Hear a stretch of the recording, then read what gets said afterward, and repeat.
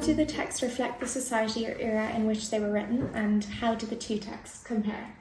Well, they're very different because Shawshank is set in like the 60s in America, and King Lear is set in like pre-Christian Britain. So they're very different in terms of kind of the outlooks, and society is very different for the two, but they both share a common theme in that women are very much seen as kind of subservient to men, and I think that's really important. Yeah, I agree with you on the women point of view. Like, I think that because of that current era, it was so apparent that women just had absolutely no power in comparison to men. I mean, you see it in the prison, all of the guards are male, everyone in power is a man. I mean, you see Warden Norton's wife, all she ever does is make a cake in the whole film. I think with Where the Crawdads Sing, it's similar in that sense that Chase Andrews, for example, he was regarded as, you know, the special boy of the town, even though he'd done so many questionable things in his time, and he got away with that because of his gender. If Kaya or the other girls in the village did anything remotely similar to what Chase had done, their outcome would be so different. I think the way that Frank Darabont directed the film was just really impressive to see. I mean, you know, the scene where Andy's just escaped from prison, and you know he puts his arms out. It's just it's so powerful. I think for me, I actually preferred Where the Crawdads Sing. I think a lot of that is to do with the way that Delia Owens writes. I just really enjoyed the book.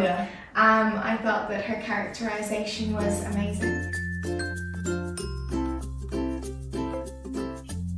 I think it's really tough to think on the spot, and it was really an interesting experience to learn to think for yourself. I like the fact that we got to talk. I think it's more personal as well, because you're really like pulling from your own mind and your own thoughts, and I think this is a much more organic way to kind of learn about things, because it's natural in the real world. I mean, absolutely. I think, you know, that communication, being able to speak one-on-one is a lot more, it's a more handy skill to have going forward.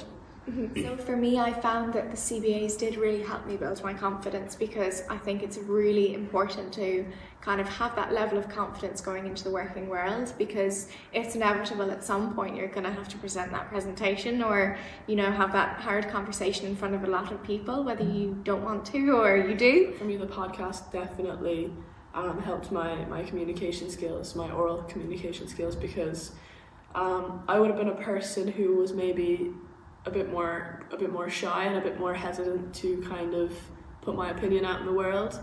So I think it definitely like brought me out of my shell, and just helped me think for myself. So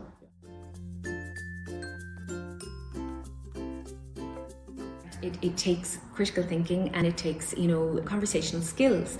I think students like to be able to talk about what they think and what they feel, because they will have to speak in public no matter what they do in life, and they will have to you know, be able to voice what they think in their personal voice and all of that. So it's real world learning, lifelong learning, and, you know, social, it ticks all the boxes. It was the podcasting that did it for me, because I could see the huge benefits from their point of view, but from my point of view as well.